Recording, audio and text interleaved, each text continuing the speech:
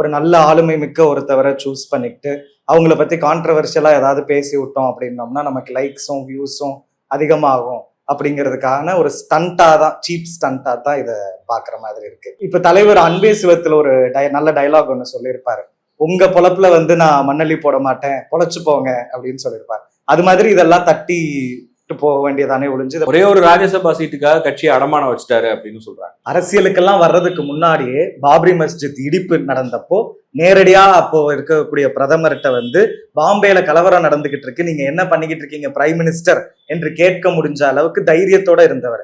இலங்கையில போராட்டம் நடக்கிறப்போ இங்க ஊர்வலமாக போனவர், காவிரி பிரச்சனைகளுக்கு குரல் கொடுத்தவர் அப்படின்ட்டு அரசியலுக்கு வர்றதுக்கு முன்னாடியே அவர் ஒரு ஸ்ட்ராங்கான குரலா வந்து இருந்துட்டு இருக்காரு. திருமா சார் கூட இருந்தாங்க இப்ப கொஞ்ச நாள், இப்ப விஜய் அவர்களோட இருக்கிறாரு. இப்ப அங்க போய் என்ன குழப்பங்கள்லாம் ஏற்படுத்த போறாருன்னு தெரியல. வணக்கம். வணக்கம்.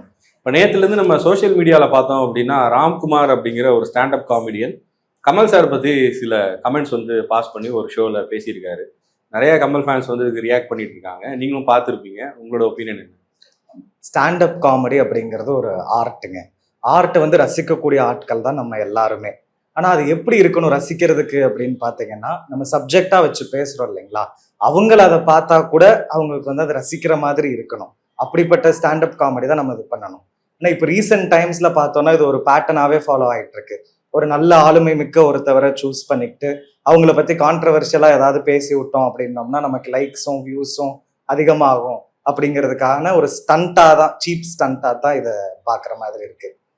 ஒண்ணு, அவ்வளோ ஆளுமை மிக்க தலைவர் அவரு. சினிமா இண்டஸ்ட்ரி பொறுத்தளவுக்கும் சரி, அவருக்கு முன்னாடி இருந்த ஆக்டர்ஸான எம்ஜிஆர் ஐயா, சிவாஜி ஐயாலாம் கமல் மாதிரி ஒரு நல்ல திறமைசாலி இல்ல இண்டஸ்ட்ரியில அப்படின்னு சொன்னவங்களா இருக்கட்டும், அவரோட கான்டெம்பரரியா இருந்த ரஜினி சார் வந்து கலைத்தாய் வந்து எங்க எல்லாரையுமே வந்து கையை பிடிச்சு கூட்டிட்டு போனாங்க, ஆனா கமலை மட்டும் தோல்ல வச்சு கூட்டிட்டு போறாங்க அப்படின்னு சொன்னதா இருக்கட்டும், இப்போ இருக்க ரீசெண்டா இருக்கக்கூடிய ஸ்டார்ஸ் எல்லாருமே அவங்க எல்லாம் அவர் ஒரு காட்ஃபாதரா பாக்குறதாவும், இன்னமுமே ஒரு பேன் இண்டியன் ஸ்டாராக அவர் மக்கள் எல்லாரும் பாக்குறத வச்சும் அந்த இண்டஸ்ட்ரியில அவர் எவ்வளவு சாதிச்சிருக்காரு, எவ்வளவு ஒரு முன்னேற்றத்தை கொண்டு வந்திருக்காரு அப்படிங்கறதான் அது காமிக்குது. அரசியல் பொறுத்தளவுக்கும் ஒவ்வொரு நிகழ்வுகள்லையும் சரி, ஹிஸ்டரியில ஒவ்வொரு விஷயத்திலையும் சரி, அவருடைய குரல் வந்து ரொம்ப ஸ்ட்ராங்கான குரலாக அவர் பதிவு செஞ்சிருக்காரு. ஒவ்வொரு நிகழ்வுகளை பத்தியும் ஆழமான கருத்து அவரிடம் வந்து வந்துகிட்டு தான் இருக்கு. இப்படிப்பட்ட ஒரு ஆளுமை மிக்க ஒரு தலைவரை வந்து நம்ம ஏதாவது ஒண்ணு பேசுவோமே, நம்மளுடைய வியூஸ் போகட்டுமே அப்படிங்கிறதுக்கு தான் அவர் பண்ணியிருக்காரு. இப்ப தலைவர் அன்பே சிவத்துல ஒரு நல்ல டைலாக் ஒண்ணு சொல்லியிருப்பாரு, உங்க பொழப்புல வந்து நான் மண்ணள்ளி போட மாட்டேன், பொழைச்சு போங்க அப்படின்னு சொல்லியிருப்பாரு. அது மாதிரி இதெல்லாம் தட்டி போக வேண்டியதானே ஒழிஞ்சு, இதை பத்தி இப்ப நீங்க கேட்டீங்க அப்படிங்கிறதுனாலதான் பேசுறோமே ஒழிஞ்சு பல வேலைகள் செய்ய வேண்டியது இருக்குது, அதை வந்து ஃபோக்கஸ் பண்ணமே ஒழிஞ்சு இது மாதிரி கான்ட்ரவர்சிஸ் பெருசா யோசிச்சுக்கிறது. இப்போ அவர் சொன்னது வந்து அவர் ஒரு காமெடி ஷோக்காக பேசினாலும் அதுல ஒரு சில விஷயங்களை சொல்றாருல, அதுவும் வந்து பொலிட்டிக்கலா பார்க்கும்போது கமல் சார் வந்து பல நேரங்களில் ஒரு சீரியஸான பொலிட்டிஷியனா இல்லை, அவர் வந்து சினிமாலையும் கான்சென்ட்ரேட் பண்ணாரு, டெலிவிஷன் ஷோஸ்ல கான்சென்ட்ரேட் பண்ணாரு, அது மாதிரி பாலிடிக்ஸ்லயும் கான்சென்ட்ரேட் பண்ணாரு அப்படின்ற ஒரு விமர்சனம் அதுல இருக்குல்ல, அதை மறுக்க முடியும்? ஆமா, அதுல வந்து பல விமர்சனங்கள் அவர் வச்சிருக்காருங்க. ஆரம்பிச்சது வந்து விஸ்வரூபம் படத்தை பத்தி ஆரம்பிச்சிருந்தாரு.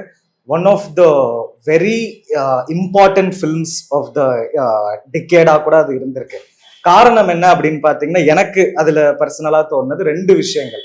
ஒன்னு ஃபார் இட்ஸ் ஸ்டோரி டெல்லிங், இன்னொன்னு ஃபார் இட்ஸ் டெக்னிக்கல் ப்ராமினன்ஸ். இது ரெண்டு தான் முக்கியமா அதுல இருந்தது. ஒரு ஸ்டோரி லைன் அப்படிங்கிறத பொறுத்தளவுக்கு ஒரு ரிலீஜியஸ் எக்ஸ்ட்ரீமிசம் பத்தி அதுல பேசியிருக்காரு, டெரரிசம் பத்தி அதுல ஃபுல்லா பேசியிருக்காரு, குளோபல் பொலிட்டிக்ஸ் பத்தி அதுல பேசியிருக்காரு. அத்தனையும் வார், வைலன்ஸ், இன்னைக்கு என்னெல்லாம் பார்த்துக்கிட்டு இருக்கோமோ அது எல்லாத்தையுமே அன்னைக்கு அந்த படத்துல அது பேசியிருக்காரு. அதே போல டெக்னிக்கல் விஷயங்கள் அப்படின்னு நம்ம பார்த்தோம்னாலும் சினிமாட்டோகிராஃபில இருந்து சரி, அதுல யூஸ் பண்ண டெக்னாலஜிஸ்ல இருந்து சரி, எல்லாத்துலயுமே அது ஒரு முன்னோடி ஃபில்மா வந்திருக்கு அப்படிங்கிறது நம்ம எல்லாருக்குமே நார்மலா பார்த்தாவே, வன்மம் இல்லாம ஒதுக்கி வச்சுட்டு பார்த்தோம்னாவே அது தெளிவா தெரியக்கூடிய. ஒரு விஸ்வரூபம் 2 வந்து மேக்கிங் வீடியோ ஆஃப் பார்ட் 1 அதை யூடியூப்ல ரிலீஸ் பண்ணிருக்கலாம் அப்படின்னு சொல்றாரு.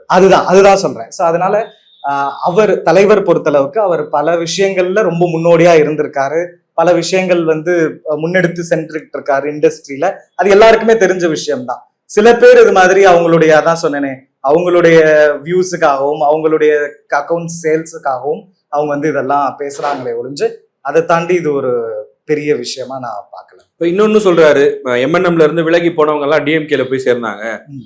அவங்க போனதுக்கு அப்புறம் இவரும் அங்கேயே போய் சேர்ந்துட்டாரு. ஒரு ஹெச்ஆர் மேனேஜர் போய் எப்படி சேர்ந்தா எப்படி இருக்குமோ அந்த மாதிரி ஆயிடுச்சு அப்படின்னு ஒண்ணு சொல்றாரு. அதான் முன்னாடி போனவங்க எல்லாருமே அவங்கவுங்களுடைய தேவைகளுக்காகவும் அவங்கவுங்களுடைய வாழ்க்கைக்காகவும் அவங்க முன்னாடி போயிருந்திருக்கிறாங்க.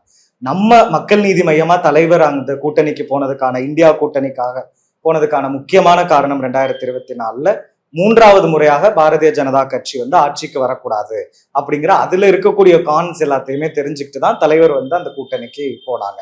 அதை ஓரளவுக்கு நம்மளால சாதிக்க முடிஞ்சதே ஒழிஞ்சு இவங்க போனாங்க அதெல்லாம் இதுவாக இல்லை. இந்த விமர்சனங்கள் வருவதற்கு இன்னொரு காரணம் என்ன அப்படின்னா, தனி கட்சி தொடங்கின புதுசுல டிவி எல்லாம் உடைச்சாரு அவரு. இன்னைக்கு அதே திமுக கூட்டணியில போய் ஆதரிக்கிறாரு. அதுக்கு எதுக்கு ஒரு தனி கட்சி, திமுகவே போய் சேர்ந்துடலாமே அப்படின்னு சில பேர் கேட்க தானே செய்யறாங்க. அதான் 2018 நம்ம கட்சி ஆரம்பிக்கிறப்போ இந்த அரசியல் கட்சிகள்லாம் வேண்ட ஒரு மாற்று அரசியல் கொடுக்கலாம் அப்படிங்கிற ஒரு நோக்கத்தோட தான் கட்சி ஆரம்பிச்சோம், பயணிச்சோம். 2019 கணிசமான ஓட்டுகள் வாங்கினோம். 2021 தனியா களம் கண்டோம், அங்கேயும் கணிசமான ஓட்டுகள் வாங்கினோம். ஆனா அடுத்தடுத்து ஒவ்வொரு காலகட்டத்துக்குமான தேவைகள் மாறிக்கிட்டு இருக்கு இல்லைங்களா? அப்போ இப்போதைக்கு என்ன அப்படின்னு பார்த்தோம் அப்படின்னோம்னா, ஒன்றிய அரசு இங்க ஒரு டபுள் இன்ஜின் கவர்மெண்ட்டை பண்ணணும், கவர்னரை வச்சு புதுசா பல விஷயங்களை இங்க ஃபோர்ஸ் பண்ணணும் அப்படின்னு நினைக்கிற பட்சத்துல, பிளஸ் தமிழர்களுக்கானவும் தமிழ் மண்ணுக்கான பல ரைட்ஸ் மறுக்கப்படுவதுங்கிற காரணத்தினால நம்ம அதுக்கு எதிராக குரல் கொடுக்கணும். இப்படி தனித்தனியா பிரிஞ்சு இருக்கிறதுல எந்த பயனும் இல்லை. எல்லாருமே ஒன்றிணைந்து ஒரே குரலாக அவர்களுக்கு எதிராக ஒலிக்க வேண்டும் அப்படிங்கிற ஒரே காரணத்துக்காக தான் இப்ப 2024 நம்ம இந்த கூட்டணியில இணைஞ்சோம். ஒரே ஒரு ராஜ்யசபா சீட்டுக்காக கட்சியை அடமானம் வச்சுட்டாரு அப்படின்னு சொல்றாங்க. அதான் இது மாதிரி விமர்சனங்கள்லாம் வரதான் செய்யும். ஆனா நோக்கம் என்னவா இருந்தது, அதாவது தமிழர்களையும் தமிழ் மண்ணையும் நம்ம காக்கணும் அப்படிங்கிற ஒரே நோக்கத்தோட எல்லாரும் ஒன்றிணைந்து செயல்படுவோம் அப்படிங்கிறதுக்காக எடுக்கப்பட்ட முடிவு தான் இந்த ஒரு ராஜ்யசபா சீட்டு அதெல்லாம் விமர்சனம் செய்யணும் அப்படிங்கிறவங்களுடைய எண்ணமா இருக்குமே ஒழிஞ்சு, நம்மளுடைய நோக்கம் என்ன அப்படிங்கிறது இப்படிப்பட்ட ஒரு கவர்மெண்ட் சென்ட்ரல்ல இருக்கிறப்போ இங்க நம்ம பிரிஞ்சு பிரிஞ்சு இருக்கிறதுல எந்த பிரயோஜனமும் இல்லை. எல்லாருமே ஒன்றிணைந்து அவர்களுக்கு எதிராக நம்ம குரல் கொடுக்கணும் அப்படிங்கிறது தான். இப்ப திமுக கூட்டணியில் இருக்க கட்சிகள் எல்லாமே திமுக முன்னெடுக்கிற எல்லா விஷயங்களையும் போய் கலந்துக்கிறாங்க. ஆனா உங்க கட்சியினுடைய தலைவர் கமலஹாசன் பெரும்பாலும் அந்த மாதிரி போய் கலந்துக்கிறது இல்லை. முதல்வர் பிறந்தநாள் விழாக்கு ஒரு பாராட்டு விழா நடக்கும்போது கூட அவர் மேடையில போய் உட்கார்ல, தனிப்பட்ட முறையில போய் வாழ்த்து சொல்லிட்டு வந்துட்டாரு. போராட்ட களங்கள்ல கூட உங்க கட்சியினுடைய 2ஆம் கட்ட தலைவர்கள் போறாங்களே தவிர கமலஹாசன் போறதை பார்க்க முடியல. அப்போ ஏதோ ஒரு வகையில அவருக்கு இன்னும் ஒரு இங்க போய் நம்ம இருக்கணுமா அப்படிங்கிற ஒரு தயக்கம் இருக்கா? நீங்க தான் சொல்றீங்க டிவியை உடைச்சிட்டு அதே கட்சியோட இருக்கீங்க அப்படிங்கறதையும் நீங்க தான் சொல்றீங்க. அதே போல அதோட ஒட்ட மாட்டேங்கிறீங்க அப்படிங்கிறதையும் நீங்க தான் சொல்றீங்க. அவங்கவுங்க ஈவெண்ட் பிளான் பண்றதை பொறுத்தளவுக்கு நேரம், தலைவருடைய நேரங்கள் காரணமாகவும் அவர்களுடைய ஷெட்யூல் காரணமாகவும் தான் பல ஈவெண்ட்ல கலந்து கொள்ள முடியாம இருக்கு. அப்படி இருந்தாலும் ஈவெண்ட்ஸ் கலைஞர் 100 இருக்கட்டும், அடுத்து இப்போ முதல்வருக்கு பிறந்த நாள் நடந்தது பெரம்பூர்லயா இருக்கட்டும், இந்த விஷயங்கள் எல்லாமே தலைவர் கலந்துக்கிட்டு தான் இருக்கிறாங்க அப்படிங்கிறது தெளிவா தெரியும். தலைவர் இல்லாத பட்சத்துல தலைவருடைய ஷெட்யூல் பொறுத்து 2ஆம் கட்ட தலைவர்களையே ரெப்ரசன்டேட்டிவ்ஸா கண்டிப்பா அனுப்புறாங்க.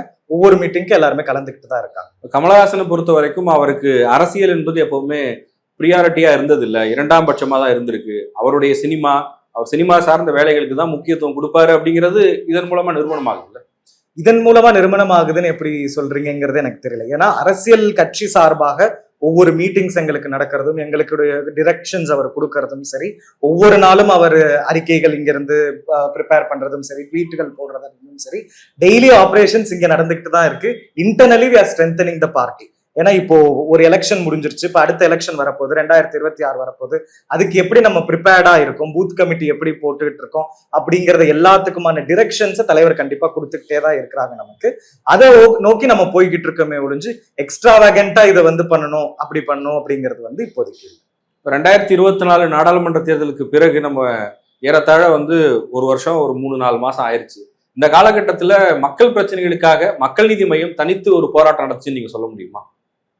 அதான் இப்போ இதை பொறுத்தளவுக்கு தான் என்ன சொல்ல வந்தோம் அப்படின்னோம்னா, ஆளுங்கட்சியுடைய ஒரு நல்ல இணக்கமான உறவுல இருக்கும் காரணத்தினால எங்களால அவங்கள்ட்ட நேரடியாவே சொல்லி இது தவறாக இருக்குதுங்க, இது வந்து மாத்தினா கொஞ்சம் பரவாயில்ல அப்படிங்கிறத நேரடியாக நம்மளால சொல்ல முடியுது, அதை மாத்த முடியுதுங்கிறப்போ அதை நம்ம யூஸ் பண்ணிக்கலாம், அந்த சேனல் மூலியமா நம்ம பண்ணலாம் அப்படிங்கிறது தான். இப்ப இதே அகேன்ஸ்டா நம்ம ஏதோ ஒண்ணு பண்ணோம்னா என்ன மீடியால என்ன பண்ணுவாங்க, இவங்க 2 பேருக்கும் ஏதோ பிரச்சனை போல இருக்கு அப்படிங்கறத மீடியாவுக்கு தீனியா இருக்கணும்னு இல்ல, சொல்யூஷன் என்ன, சொல்யூஷன் ட்ரிவனா தான் இருக்கணும் அப்படிங்கறதுல தலைவர் எப்பவுமே. மத்திய அரசு பல மாநில உரிமைகளை வந்து நசுக்குது, நமக்கு தர வேண்டிய நிதியை கொடுக்கல, தொடர்ந்து வந்து இங்க ஆளுங்கட்சி வந்து அதுக்கு எதிராக குரல் கொடுத்துக்கிட்டே இருக்காங்க. அப்ப அந்த மாதிரி பிரச்சனைகள்ல கூட நீங்க போராட மாட்டீங்களா? ஈவெண்ட்டுகளுக்கு தான் போகலையே ஒழிஞ்சு உரிமைகளுக்காக கண்டிப்பா போய் நின்றுருக்கோம் அப்படிங்கிறது தெளிவா தெரியும். ஏன்னா அனைத்து கட்சி கூட்டம் ஒன்று கூட்டி எல்லா கட்சி தலைவர்களும் தலைமை செயலகத்துக்கு போனப்போ ஆளா தலைவர், எங்க தலைவர் தான் போய் அங்க உட்கார்ந்துருந்தாங்க. அன்றைக்கு இந்தியா முழுக்க மராத்தி சேனல்ஸா இருக்கட்டும், மலையாள சேனல்ஸா இருக்கட்டும், இந்தியா முழுக்க எல்லா சேனல்ஸும் அதிகம் கவர் பண்ண அந்த ஸ்பீச் அப்படிங்கிறது எங்களுடைய தலைவருடைய ஸ்பீச்சா தான் இருந்தது. அவ்வளோ பவர்ஃபுல்லான கண்டென்ட் நம் உரிமைகளுக்கு அப்படின்னு வர்றப்போ அதை என்னைக்குமே முன்னிறுத்தி மக்கள் நீதி மையம் நின்றிருக்கு அப்படிங்கிறது தெளிவா தெரியும். ஒரு மாற்றத்தை முன் வச்சுதான் அரசியல் களத்துக்குள்ள கமலஹாசன் வந்தாரு. இப்ப இன்னைக்கும் உங்களுக்கான தேவை தமிழ்நாடு அரசியல் களத்துல இருக்குன்னு பாக்குறீங்களா? மக்கள் நீதி மையம் இன்னும் தமிழ்நாட்டுக்கு தேவையான ஒரு அரசியல் கட்சியா இருக்கா? அரசியலுக்கெல்லாம் வர்றதுக்கு முன்னாடியே பாபரி மஸ்ஜித் இடிப்பு நடந்தப்போ நேரடியா அப்போ இருக்கக்கூடிய பிரதமர்கிட்ட வந்து பாம்பேல கலவரம் நடந்துகிட்டு இருக்கு, நீங்க என்ன பண்ணிக்கிட்டு இருக்கீங்க பிரைம் மினிஸ்டர் என்று கேட்க முடிஞ்ச அளவுக்கு தைரியத்தோட இருந்தவர். இலங்கையில போராட்டம் நடக்கிறப்போ இங்க ஊர்வலமாக போனவர், காவிரி பிரச்சனைகளுக்கு குரல் கொடுத்தவர் அப்படின்ட்டு அரசியலுக்கு வர்றதுக்கு முன்னாடியே அவர் ஒரு ஸ்ட்ராங்கான குரலா வந்து இருந்துட்டு இருக்காரு. இப்ப காலநிலைக்கு ஏற்ப நம்ம அடுத்தடுத்த கட்டங்களுக்கு எப்படி போக போறோம் அப்படிங்கறத தலைவர் கண்டிப்பா கைட் பண்ணுவார். ஆனா ஒரு விஷயம் இங்க சாம்பிள் சொல்லணும் அப்படின்னு பார்த்தோம்னா, கள்ளக்குறிச்சியில விஷச்சாராயம் சாப்பிட்டு பல பேர் வந்து உயிர் விட்டாங்க. தலைவர் அவர்களும் பல அரசியல் கட்சி தலைவர்களும் அங்க போய் சந்திச்சாங்க, எல்லாமே பார்த்துட்டு வந்தாங்க. ஆனா நம்ம தலைவர் போனதுக்கு அப்புறம் அங்க ஒரு நேஷனல் நியூஸா அதை ஆணுச்சு. பாரதிய ஜனதாவுடைய நேஷனல் லீடர் நட்டா அவர்கள் காங்கிரஸ் தலைவர் கார்கே அவர்களுக்கு எழுதக்கூடிய லெட்டர்ல கமலஹாசன் சென்று அங்கு வந்து பிரச்சாரம் செய்துவிட்டு வருகிறார் அப்படிங்கிற அளவுக்கு அங்க அவருக்கான இம்பார்ட்டன்ஸ் அங்க வந்து கொடுக்குறாங்க. அப்படிப்பட்ட ஒரு குரல், அதாவது இங்க அரசியல் கட்சியில இருக்கக்கூடிய ஒரு தலைவர் 2 தேசிய தலைவர்கள் பேசிக்கக்கூடிய ஒரு லெட்டர்ல ஒரு முக்கியமான இடம் பிடிக்கிறாரு அப்படிங்கிற பட்சத்துல அவருடைய இன்டென்சிட்டி ஆஃப் த வாய்ஸ் அப்படிங்கிறது தான் நமக்கு எக்ஸம்பிளிஃபை ஆகுது. அப்படிப்பட்ட ஒரு குரல், தமிழர்களுக்கான ஒரு குரல் நிச்சயமா இதை ஒழிச்சுக்கிட்டே இருக்கணுங்கிறதுனாலதான் மக்கள் நீதி மையமும் தலைவரும் என்றென்றும் அரசியல்ல இருக்கணும் அப்படிங்கிறது இருக்கு.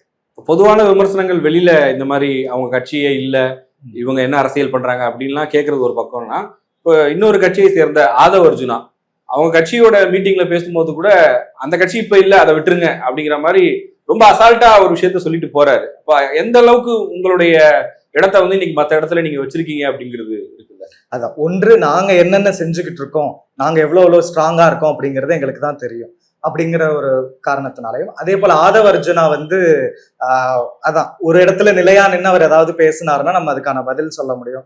திருமா சார் கூட இருந்தாங்க இப்ப கொஞ்ச நாள், இப்ப விஜய் அவர்களோட இருக்கிறாரு, இப்ப அங்க போய் என்ன குழப்பங்கள்லாம் ஏற்படுத்த போறாருன்னு தெரியல.